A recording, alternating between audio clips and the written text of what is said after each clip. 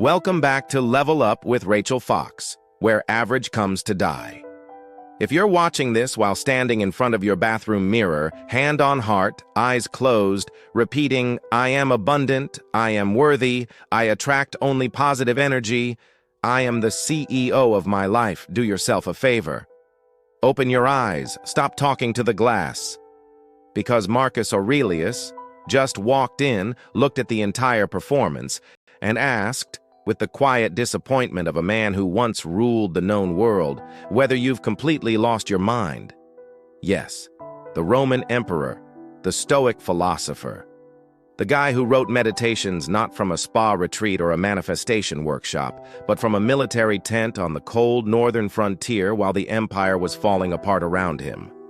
That man just watched your morning affirmation ritual and classified it as a masterclass in soft thinking.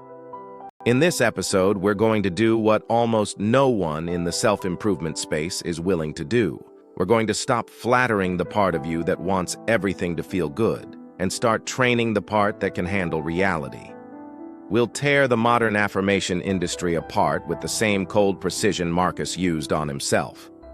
We'll connect it to Mortimer Adler's demand for rigorous thinking instead of feel-good slogans.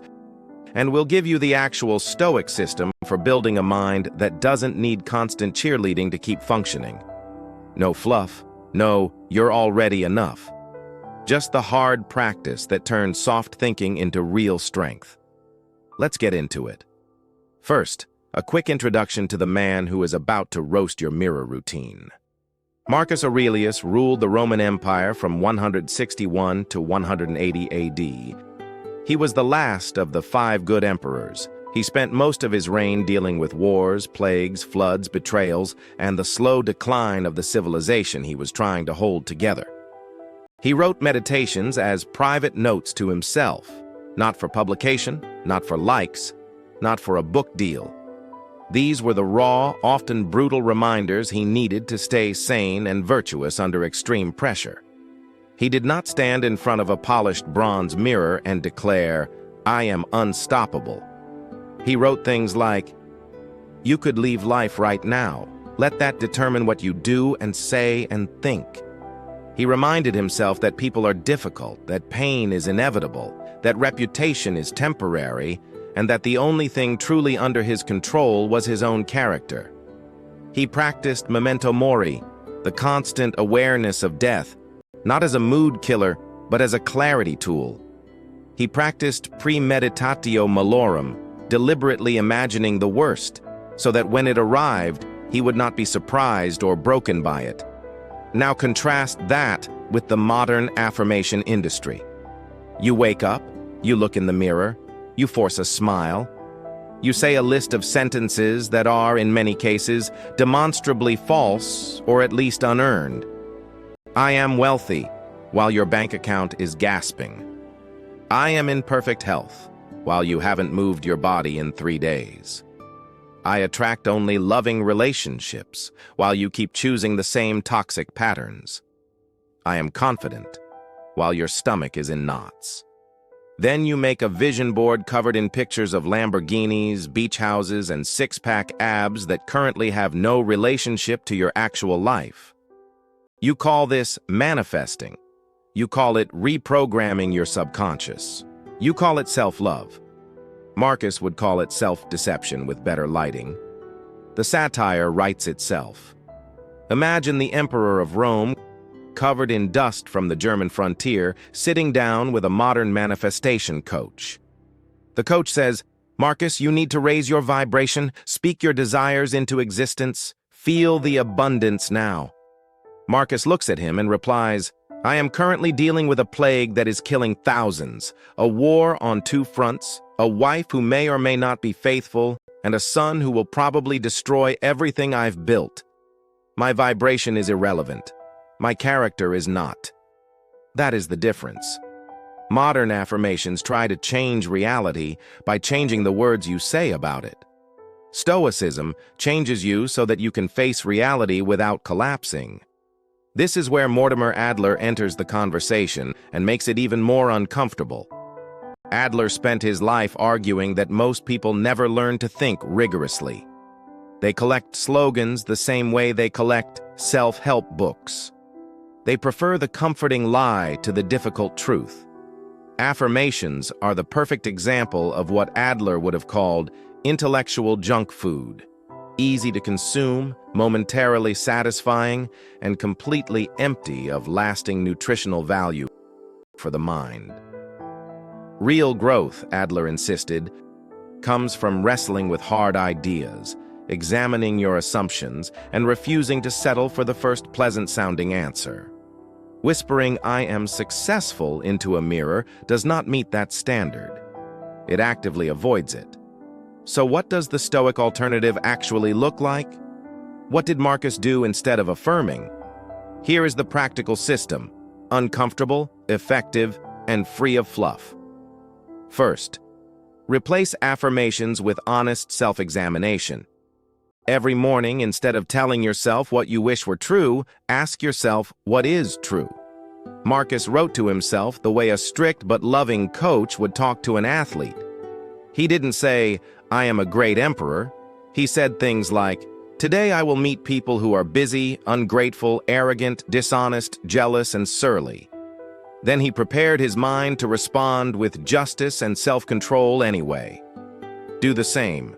Write down the actual state of your life without the marketing language. I am behind on this project. I am avoiding this conversation.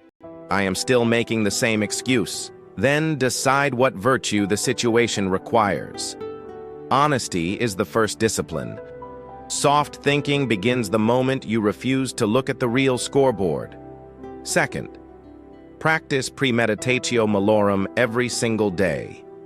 This is the opposite of positive visualization. Once a day, deliberately imagine something going wrong: the rejection, the failure, the criticism, the loss, the illness, not in a panicked spiral, but with clear eyes. Then ask, if this happens, what remains under my control? How will I respond with courage, justice, temperance, or wisdom? Marcus did this constantly. He imagined the empire falling, his friends dying, his own body failing.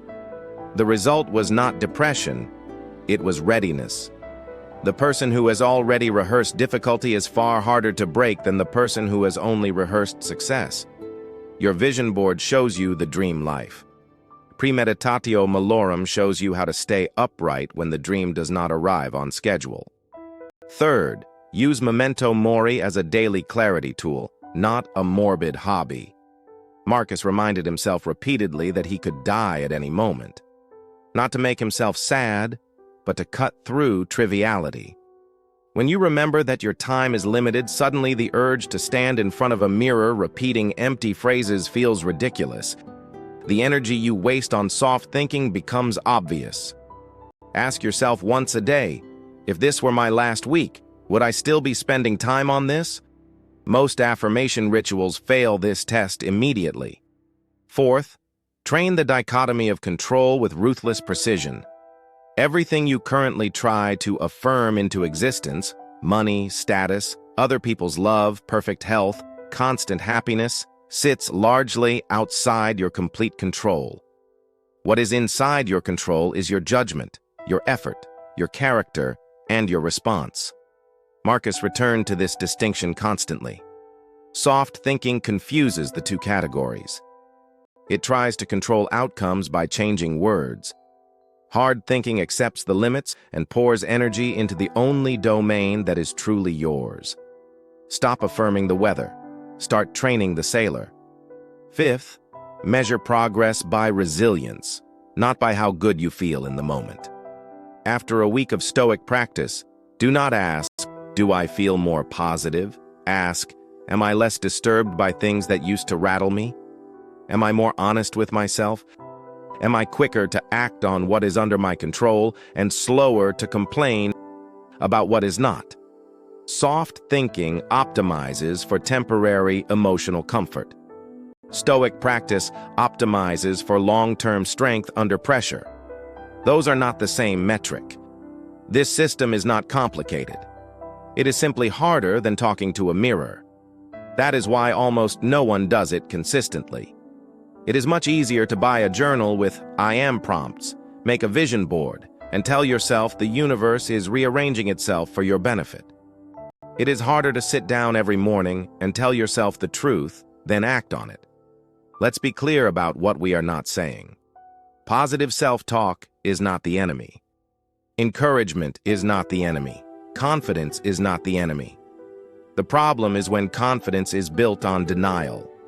The problem is when the primary mental habit becomes the refusal to look at difficulty. The problem is when raising your vibration becomes a sophisticated way of avoiding the training that would make you anti-fragile. Marcus Aurelius did not need affirmations because he had something better, a trained mind that could look at the worst parts of human existence and still choose virtue. He did not need a vision board because he already knew that external success is temporary and that the only lasting victory is the one you win over yourself. Adler would add that you cannot own your mind if you fill it with slogans you have not examined. Affirmations are the intellectual equivalent of the shallow reading he despised. They feel like progress. They produce almost none. So here is the challenge for this week. Cancel the affirmation ritual for 7 days. Replace it with 10 minutes of honest Stoic practice. Write the real state of things. Practice premeditatio malorum on one specific fear. Remind yourself that time is short. Apply the dichotomy of control to whatever is currently stressing you. At the end of the week, measure the difference. Not in how inspired you feel, but in how much more free and steady you actually are. Most people will keep talking to the mirror. They will keep collecting mantras and vision boards and soft language while remaining just as reactive, just as fragile, and just as stuck when reality refuses to cooperate. That is the average path. Average comes to die on this channel for a reason. You now have the alternative. Marcus Aurelius already lived it under conditions most of us will never face. Adler already mapped the intellectual version of the same rigor. The only question left is whether you will keep whispering comfortable lies or start telling yourself the hard truths that actually build strength. Stop whispering lies to yourself in the mirror. Start telling yourself the truth that actually levels you up. If this episode hit a nerve, do the one thing that compounds. Share it with someone still stuck in the affirmation loop. Subscribe if you haven't already. And tell me in the comments, what soft thinking habit are you replacing this week with real training? Level up. Average dies here. See you in the next one.